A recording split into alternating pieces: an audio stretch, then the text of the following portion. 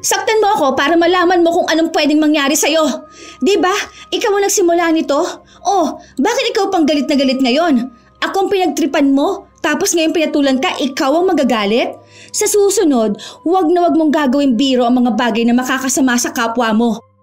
Kung hindi mo pagtatawanan ng itsura ng isang tao, pagtatawanan mo naman ng mga magulang o kaya ang buhay na meron sila. Tapos ang sasabihin mo, biro lang, joke-joke lang, ganun? Kapag hindi kami natawa, hindi namin makukuha ang humor mo. Kasi sa totoo lang, ang pangit mo mag-joke. Ang tunay na joke, yung nakakatawa, hindi yung nakaka-offend. Tapos ikaw naman sobrang pikunin mo. Buisit ka.